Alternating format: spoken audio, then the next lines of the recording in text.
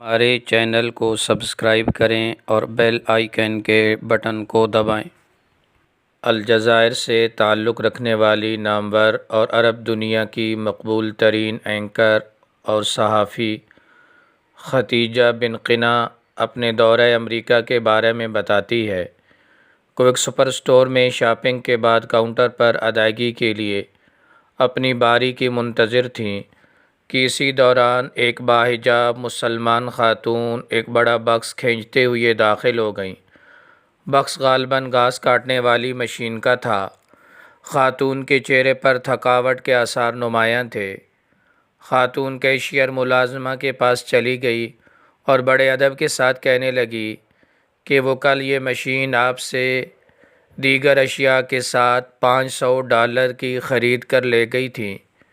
Cashier: کیا تم اسے واپس کرنا چاہتی ہو؟ مسلمان خاتون: نہیں۔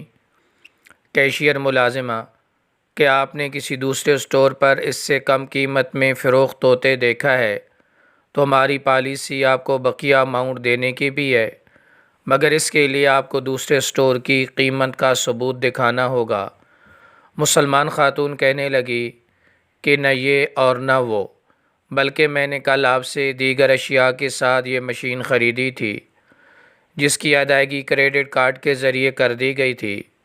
پھر اس سامان کو اٹھا کر میں اپنی رہائش گاہ پر لے گئی جو یہاں سے تقریباً 2 گھنٹے کی مسافت پر واقع ہے، لیکن جب گھر پہنچی اور بل دیکھا تو مجھ پر انکشاف ہو گیا کہ آپ نے مجھ سے دیگر اشیاء کی قیمت تو وصول کی ہے مگر اس مشین کی قیمت لگانا بھول گئی تھی۔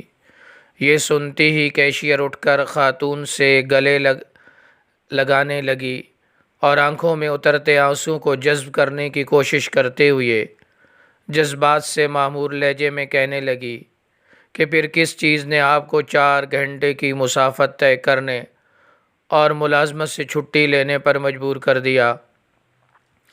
مسلمان خاتون نے بڑے سادگی سے بولا کہ امانت نے، اور پھر انگریزی میں اس امانت کے بارے میں اسلامی تعلیمات کی تشریح کرنے لگی۔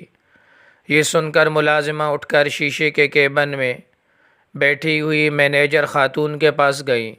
ہم سن نہیں رہے تھے مگر اس کی باڈی لینگویج سے اس کے تاثرات بتا رہے تھے کہ وہ کچھ خاص انداز سے کچھ کہے جا رہی ہے۔ ملازمہ نے توقف کیا تو مینیجر خاتون اپنی نشست سے اٹھی اور باہر آ گئی۔ اسٹور کے تمام سٹاف کو جمع کر لیا جس کے ساتھ کسٹمر بھی جمع ہو گئے۔ انہیں اس مسلمان خاتون کی امانتداری کے بارے میں بتانے لگی۔ مسلمان خاتون خاموش کھڑی رہی جس کے چہرے پر حیا کی پرچھائیاں بکھری ہوئی تھیں۔